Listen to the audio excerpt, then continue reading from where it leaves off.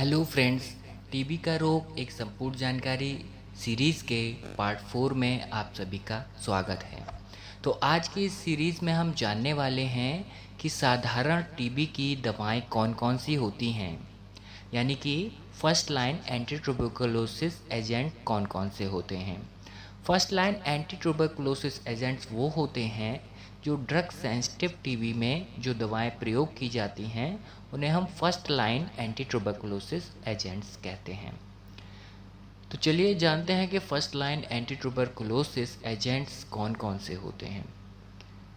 HRZE ये एक formula है जिसे आप सभी लोग याद कर लीजिए। HRZE ये 4 दवाएं हैं जो हमारे फर्स्ट लाइन ट्यूबरकुलोसिस एजेंट्स के रूप में यूज़ की जाती हैं। तो ये 4 दवाएं हैं HRZE। इन चारों को एक फॉर्मूले की तरह आप सभी लोग याद कर लीजिए। अब H से क्या होता है?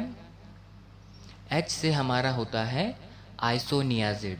आइसोनियाजिड जो दवा है उसको हम रिप्रेजेंट करते हैं H से, और R से हम रिप्रेजेंट करते हैं रिफाम्पिसिन। रिफाम्पिसिन तो H और R ये जो 2 दवाएं हैं, यानी कि आइसोनियाजिड और रिफाम्पिसिन, ये बहुत ही प्रभावशाली दवाएं हैं। और ड्रग सेंसिटिव टीबी यानी कि जब साधारण टीबी होती है उसमें ये 2 दवाएं मुख्यतः यूज़ की जाती हैं। तीसरी दवा है आपकी पायराजिनामाइड। पायराजिनामाइड को हम जेड से रिप्रेजेंट करते हैं। और लास्ट दवा है आपकी ई से इथाम्ब्यूटोल।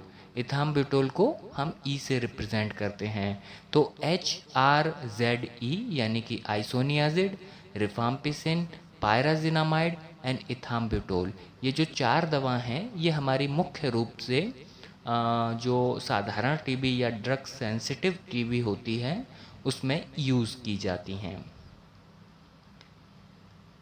आइसोनियाजिड जिसको H से रिप्रेजेंट करते हैं, रिफाम्पिसिन R से, पायराजिनामाइड Z से, इथाम्ब्यूटोल E से, और ये सारी हमारी ओरल ली जाने वाली यानी कि मुंह से ली जाने वाली दवाएं हैं। ओरल पर डे ये हम दवा लेते हैं। बाकी जो एक इंजेक्टेबल ड्रग्स है ये जिसे हम स्ट्रेप्टोमाइसिन कहते हैं, ये जनरली अब यूज़ नहीं किया जाता है क्योंकि WHO के गाइडलाइंस के अनुसार इसका अब हम यूज़ नहीं करते हैं। तो ओरल ही दी जाने वाली ये 4 दवा हैं, आइसोनियाजिड, रिफाम्पिसिन, पायराजिनामाइड एंड इथाम्ब्यूटोल।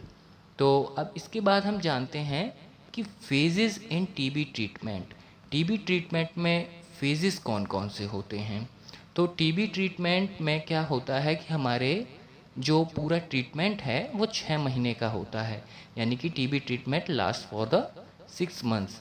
अब ये जो 6 महीने होते हैं हमारे ट्रीटमेंट के, वो 2 फेजेस में बटे होते हैं। आपके 2 फेजेस इसमें होते हैं 6 महीने में। तो वो कौन कौन से होते हैं? पहला आपका है इंटेंसिव फेज़ और दूसरा है कंटिन्यूअस फेज़। अब इंटेंसिव फेज़ और कंटिन्यूअस फेज़ क्या क्या होता है?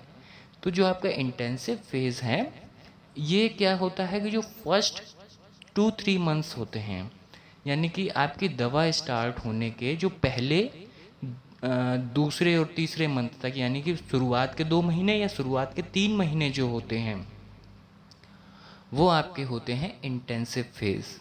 और कंटिन्यूअस फेज़ क्या होता है कि जो आपके बचे आपके 3-4 महीने हैं, जो यानी कि 3 महीने दवा खाने के बाद जो 3 महीने आपके रह जाते हैं, या 2 महीने दवा खाने के बाद आपके जो 4 महीने रह जाते हैं वो आपका कंटिन्यूअस फेज़ होता है।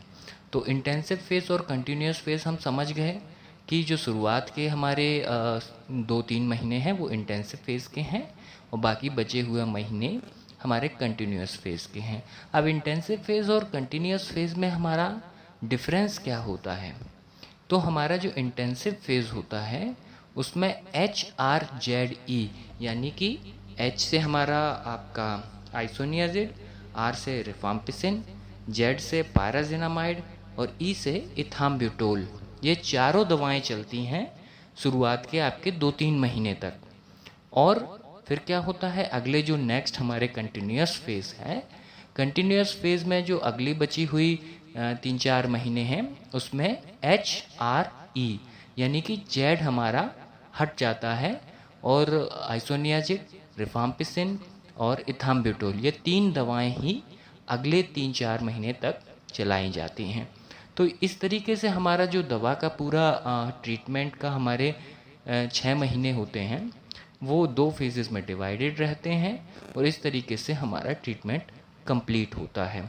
और टीबी की जो 4 दवाएं मुख्य हैं वो हम जान ही चुके हैं, HRZE यानी कि आइसोनियाजिड, रिफाम्पिसिन, पायराजिनामाइड एंड इथाम्ब्यूटोल। तो आज के इस वीडियो में बस इतना ही।